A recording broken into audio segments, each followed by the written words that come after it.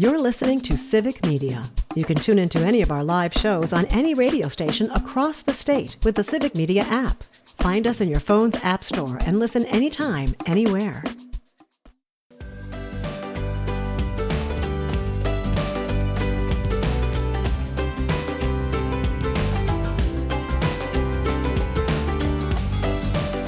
Welcome back. It is the WXCO Morning Report, part of Mornings with Pat Greitlow on 98.9 WXCO.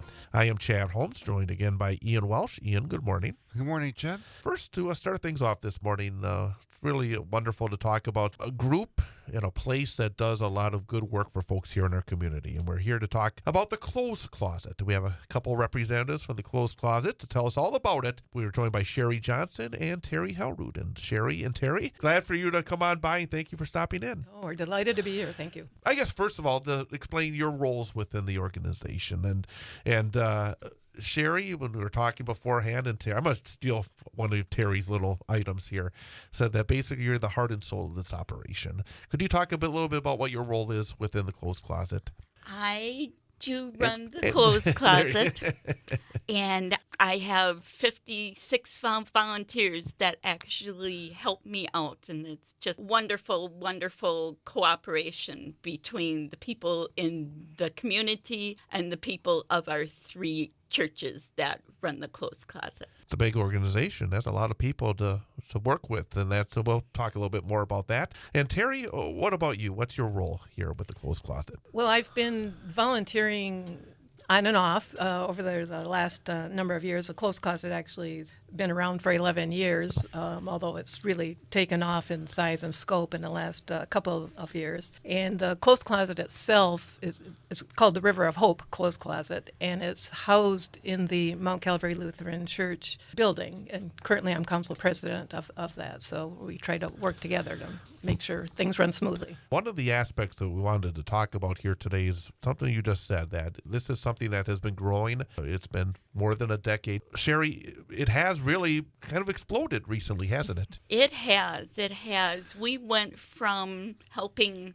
7 people a month to this last month, we helped 493 people. Again. With over 6,000 pieces of clothing in just 1 month. That, you told me that. And that blows the mind in a sense, because, I mean, that is an incredible rise. Before we talk a little bit more about the nuts and bolts about the operation, what do you think is the cause of that?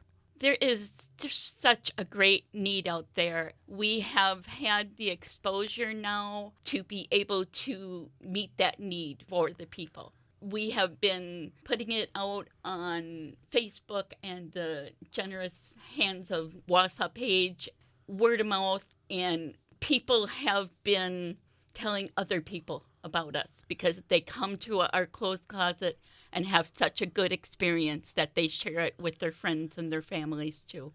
Terry, in terms of partnering, you said it's housed at Mount Calvary, is that correct? Correct. How did that come about? How did this all come about? Because I know part of the story here is that a number of different groups and organizations are coming together in helping here. How did part of the puzzle come together? Well, the River of Hope Clothes Closet is a part of River of Hope Ministries, which is the name of a new partnership of 3 different ELCA Lutheran congregations in the area. It's Mount Calvary in Rothschild, Bethlehem Lutheran in Kronewetter, and St. John Lutheran in Mosinee. These 3 churches have come together in their own partnership, and as part of this, the Clothes Closet also becomes part of River of Hope.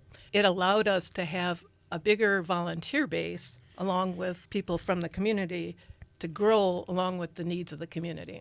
Let me ask both of you, because even beyond the, I call it the X's and O's, the design of operations such as this, it comes down to something within each individual. For each of you, what was maybe the spark that said, I want to be part of something like this? Sherry, we'll start with you. I started helping the homeless people back in 2014. When I joined this church, they had this outreach, and I could see where that could be put to so much good. with helping other people. And Terry, along the same lines, but maybe even expanding a little bit, what got you involved and what keeps you involved and helping to grow this? Often when you start a project, you have an idea of what it's going to be about. Hearing what you had to say about where it was and where it is, that this has probably grown beyond maybe what you thought it was going to be not too long ago. What is it that got you involved, and what is it that keeps you involved, even probably when it starts to get even some more heavy lifting involved? Heavy lifting, and there's always an obstacle or two that we need to overcome. But what got me started in the beginning was basically somebody asked, right? There was a person in 2014 that said, people are asking, do we have clothes? And so we started small, and could I help? And it's seeing the people, their need, and their gratitude for being able to find a place that can serve their need, and that's really been the fuel.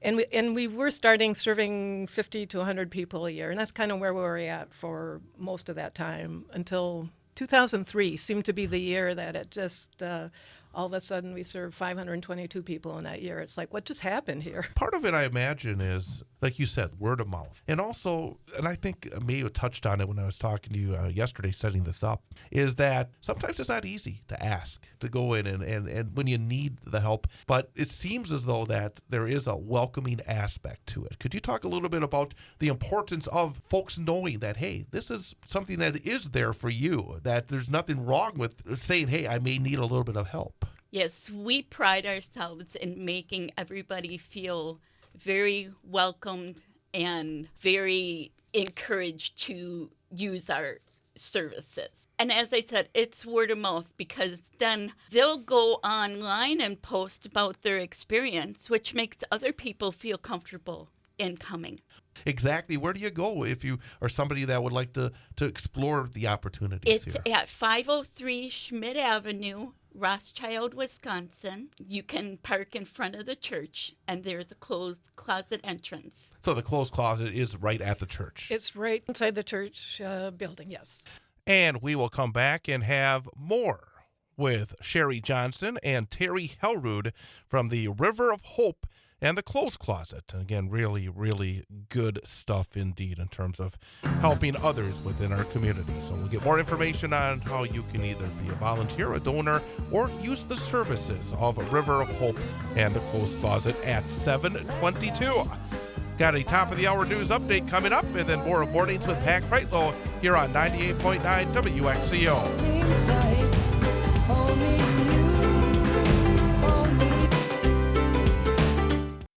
You're listening to Civic Media. Stay up to date on the latest news and information for your local community and Wisconsin by signing up for our free email newsletter. Visit civicmedia.us/email to get started. And welcome back. It is the WXCO Morning Report on 98.9 WXCO. I'm Chad Holmes along with Ian Welsh, continuing a conversation with Sherry Johnson and Terry Hellrood from the River of Hope Clothes Closet.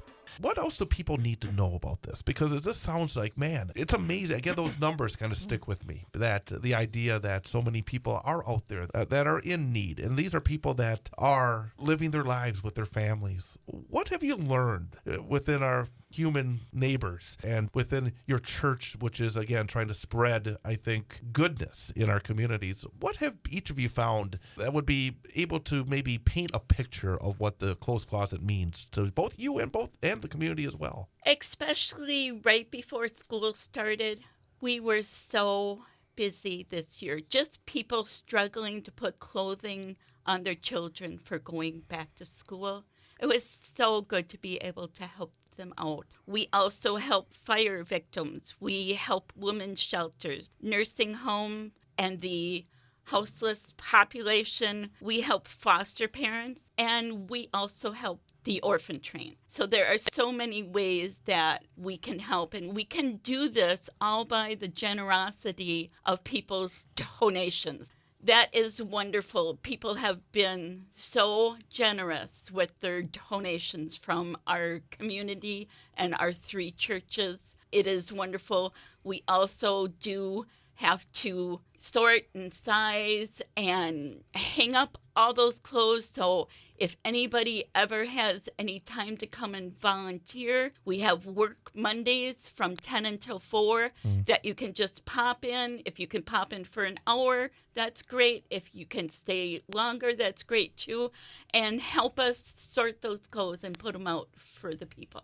And Terry, what about you in terms of the growth of this? And that says a lot for the people that do want to aid and help in our community, doesn't it? It does, both in terms of the need for it and in terms of the volunteers and the donations, because each has grown together, right? The number of volunteers who've seen the need and have helped. The donations that make this possible. Sherry, I believe the Clothes Closet's given away something like 50,000 items so far this year. That's a lot, right? That's a lot of pants, shirts, shoes, and whatever. Those come a lot from donations from people in the community. Everyone's story is different, right? But what I see is when people come and they have a need, they're usually careful to say, but I don't want to take too much, right? I have this need, but so do others. So I'm going to be careful in what I take and how much I take. And the story, I mean, the unexpected disasters, like you said, the fire victims, the person whose clothes got stolen out of the laundromat and all of a sudden didn't have anything, or grandparents unexpectedly getting custody of grandchildren, and just people struggling, just ongoing economic struggling, trying to make ends meet. Clothes is a basic need. Well, recently, and I actually talked about this on the program, I went shopping for clothes. I had not done that in a while. And it's amazing just for one person. And then you think about a family that has multiple kids that are going to school. And you talked about, start of school. It adds up so quickly. Clothing is so expensive. Yeah, and it's one of those things. Also, you mentioned about the growth. How have you been able to keep up? Because you talk about the amount of people that come in and the amount of items. You talked about some of the volunteers. Was there ever a point where you got a little overwhelmed? There have been times when we have been overwhelmed, and then I just ask more people to volunteer, and it gets done. Is there a way that people can either check online? What's the best way? Say, number one, they want to volunteer. Number two, they want to donate. Number three, they may know somebody that is in need that would like to come by. Let's get to the basic information about this, because in our discussions, there may be people out there saying, hey, I want to be involved. How do they do it in those different ways? They can either call me, Sherry, at 715-571-2620, or call our church, and that is 715-359-4500. What we're going to be doing is part of our show notes. We have a podcast page, and we have show notes for things that we talk about on this program. And I'll make sure to put that information down in our show notes. So if you're out there tuned in right now, just go at the end of our program, a little bit after 9 o'clock this morning, and we will have today's program on there, have a description of the things that we've talked about this morning, and then that information as well to be involved. Anything else that you want to add, Terry, in terms of what people need to know, maybe even beyond they want to be involved, what they get out of being involved? It is a good feeling to be able to give to others, and we are housed in a church, and as part of that, right. We feel that this is something that God calls us to do. But beyond that, regardless of your spirituality or in the society, we're in this together. So if we can help each other and give each other a hand when it's needed, because sooner or later, we all need a helping hand somewhere along the way. Do you sense, Sherry, that this is going to continue to grow? Actually, the best news that we could have probably here is the need would go away, but unfortunately, it's probably not going to be going away. Do you expect this to continue to grow? I do expect it to continue to grow, and things like this show, telling people about it, that just helps with that growth. That is wonderful. And to wrap it up, let's talk to those people that, again, may have that need. Don't be afraid to come by and take a look, be involved in that way as well. What's the final message that each of you would want to send out about the importance of this, and anything else that maybe we're missing right now? Well, you mentioned if you have a need, and that's hard for people to define, because it feels like we can always look at someone who has a bigger need than we do. Right. But a need is a need. I hope people would feel comfortable in being able to come, check it out, and decide for themselves. All people are welcome to come, and we don't have any income or residency restrictions at all. are there hours that people need to know about? Yes, we are open on Mondays from 1 until 4 and on Thursdays from 9 until noon. Again, we'll have that information as well on our podcast information show notes page as well. And that is also when people can drop off any donations also. So again, there's ways for you to be involved in every aspect of this. And again, it's about doing right for our community and doing right for our fellow citizens and to help those, lift those in need, and also lift yourself up because by doing good work as well. Again, Sherry Johnson, Terry Hellrood, thank you both for sharing the information this morning. And again, thank you for all the work that you do, and it's so important. Thank you, Chad. Thank you for having us. Sherry Johnson and Terry Hellrood from the River of Hope Clothes Closet. We'll take a time out and come back with more here on 98.9 WX.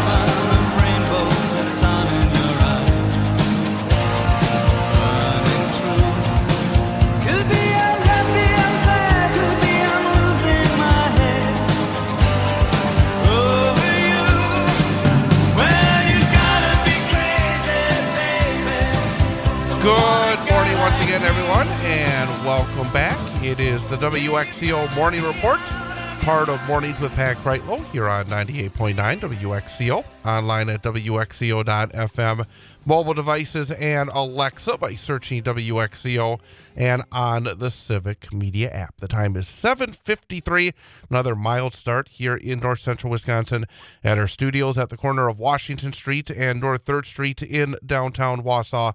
Fair skies, temperature stands at 56 degrees. Again, some clouds out there, but 56 degrees right now, the temperature. Expecting those high temperatures into the upper 70s again. And as I look ahead, it looks like it's going to stay well above normal until the end of the weekend. In fact, this weekend, lots of sunshine both Saturday and Sunday. We'll have highs again in the 80s on Saturday and almost 80 on Sunday. Then finally, things will start to cool off a little bit. Still, I would say above normal for this time of year with Monday and Tuesday with highs in the mid-60s. It's going to feel chilly because we're not used to that. But hopefully you'll be able to have an opportunity to take advantage of the weather, both the end of this week and into the weekend as well. Again, I am Chad Holmes. Across the way is Ian Welsh. And Ian, got to give a shout out to your mom today because she was the one that got us connected with Sherry Johnson and Terry Hellrood from the River of Hope Clothes Closet. We had a chance to talk to them this morning. Again, that's an outstanding organization. And one of the things that jumped out to me, and I think, in terms of trying to find ways to connect, near the end of the discussion, one of the ladies said, this is something that is important in their faith. But at the same time, it's also something where no matter what your faith is, whether you have a faith or not, because in this country we have the right to worship as we please or to not worship as we please. And she said, basically, hey, in the end, that is not the important aspect here. The important aspect is being able to help those in your community that are in need. And I thought that really hit the nail on the head. And I thought it was very nice conversation. And again, as I mentioned, we'll have information on our show notes on the podcast page coming up when we're done with the show this morning. Yes, we will. Absolutely. So thanks to your mom. Yeah. Thanks, Mom.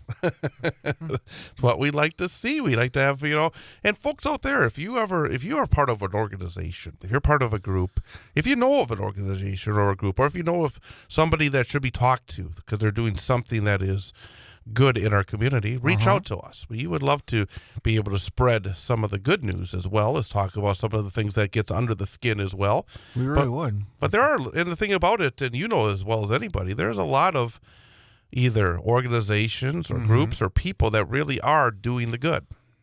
There really is. There's the clothes closet. There's the community center of Hope. There's the neighbors place, the Good News Project. there's all sorts of great organizations that, do a lot to try to help our community, help give people clothing and food and a shelter, especially in the wintertime. There's a lot of great organizations out there, and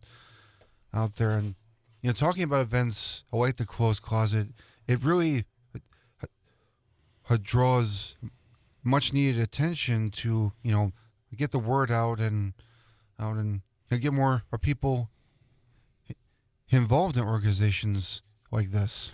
There are different ways of connecting with your neighbors. I think that's the bottom line. It's like there are, and sometimes you think, well, I don't want to put myself out there or along those lines, and you've said this, you put yourself out there when it was not comfortable back when you were younger.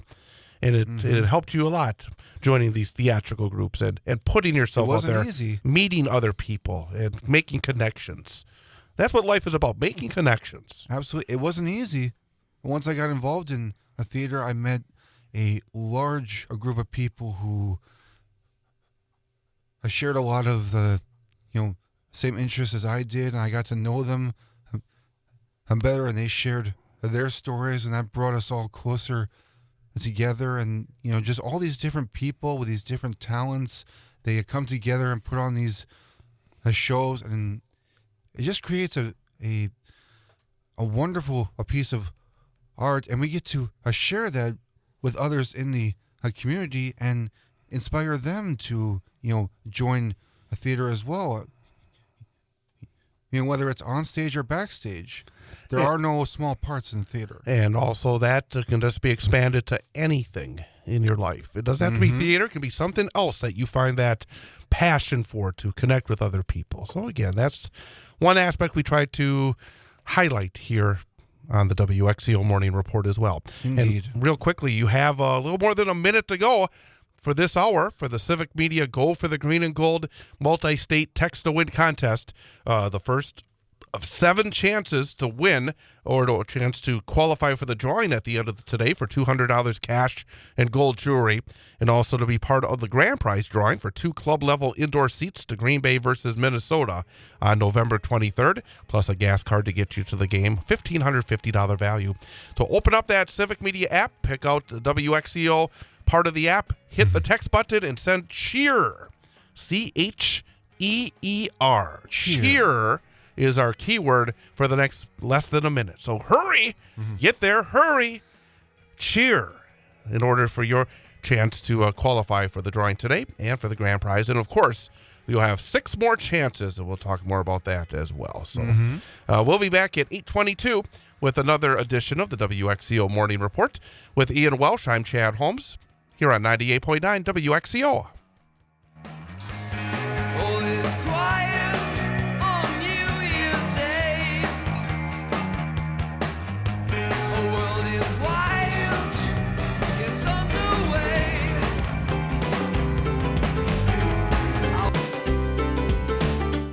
You're listening to Civic Media. Find the latest news, information, and archives of all your favorite shows on the Civic Media website, civicmedia.us.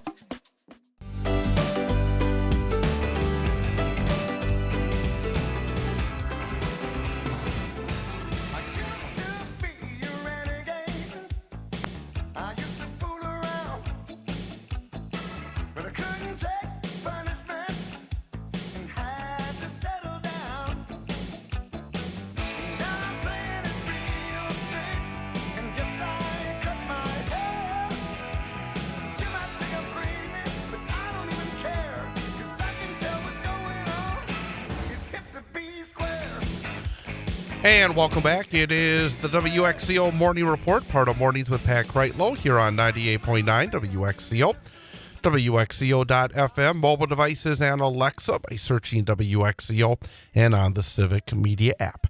The time is 8:23 right now, 58 degrees under cloudy skies here in downtown Wausau at our studios at the corner of Washington Street and North 3rd Street. Coming up tomorrow morning, we will be talking to Julie Bowman, the director of the Children's Imaginarium of Wausau. In fact, as I look to my right, look out the window, I can see it right across the way here in downtown Wausau. They have a special event coming up this weekend, so we'll talk to her about that. Also, tomorrow morning at 7:22, we'll be joined by Nancy Stencil, Marathon County Democratic Party Chair as well. So that is the lineup for tomorrow. Also tonight, don't forget, from 6 until 8 p.m., another edition of the Big High School Sports Show on 98.9 WXCO, online at WXCO.FM, mobile devices and Alexa by searching WXCO, and on the Civic Media app. Coming up tonight, we'll be reviewing last week's action in high school football, previewing week number 7 coming up this weekend. Our guest will be Wausau West football coach Matt Johnson at 6:30, and Ian Stahl, who is the senior running back for the Wausau East Lumberjacks, at 7:06. So that's tonight. Hopefully, you can join us again for the Big High School Sports Show. And you can also catch the Big High School Sports Show on YouTube, our YouTube channel, the 98.9 WXCO YouTube channel as well. Well, we are into a government shutdown. The president has decided that he wants to have a government shutdown. And that's the way it is. I'm sorry. I'm not going to say, well, the parties couldn't come together. Well, the president of the United States has decided this is the way to go. And in fact, overnight, he did it again. Overnight, he did it again. He put out another deep fake video. He used AI, put out a video, a racist video of Hakeem Jeffries wearing a fedora looking like a Mexican. And again, Trump is not a serious person. Trump is not a person that wants to get to real solutions for real people. He is just playing the role of president like he played the role of the reality TV star as well. And I wish I had the confidence in Chuck Schumer and Hakeem Jeffries that they were going to be able to work through this effectively, but we're going to have to wait and see. Mike Johnson, the Speaker of the House, is off on different television programs this morning, and basically talking about the deep fake video. He was on Good Morning America on ABC this morning. George Stephanopoulos said to Mike Johnson, Trump posted another deep fake video overnight. How does that help the cause of getting a deal and opening the government? Good question by George Stephanopoulos. The Speaker of the House said, look, the president uses social media for humor. He makes jokes. He does lots of things. Give me a break. We are in the midst of a serious situation here, and people like Mike Johnson continually treat the president of the United States like a toddler. Oh, that Donald, he's such a funny guy. Give me a break. The American people need to treat the president and Mike Johnson and other Republicans like the unserious people that they are right now. Yeah. Because this is important. This is important to a lot of people. But Johnson also said that basically, well, this could be an opportunity. He told Fox Business this morning about the shutdown. It could provide an opportunity to downsize the scope and scale of government, which is something that we've always wanted to do. So in a way, Chuck Schumer has now handed the keys to the kingdom, the executive branch under President Trump. People like Johnson and his allies and Trump and his allies, they don't give a darn about average people and that they might be hurt, as long as they have theirs. As long as the super rich still have theirs, they're okay with whatever happens to those who may be struggling just a little bit. It's disgusting how unserious these people are about things like this. Absolutely. So we'll see what happens. We'll see how long this government shutdown continues. But it's all, again, on Donald J. Trump, Mike Johnson, John Thune, and the rest of the Republican leadership. So, doggone it, really, really, really disappointing and infuriating, to be honest with you. It is very infuriating. All right, time for our number for the day quiz. Got some work to do today. 0 for 2 so far this week. Yep. I really need to get a win right now. It involves the United States government spending. That's one of the things that's being talked about with this government shutdown. Okay. So, How much money does the federal government spend each day? Each a day. Each day. So it's like, because, I mean, these numbers are just massive numbers. Okay. All right. What are my choices? Just under $1 trillion per day. Okay. Just below $1.5 trillion per day. Just below $2 trillion per day. So 1 trillion, 1.5 trillion, or 2 trillion.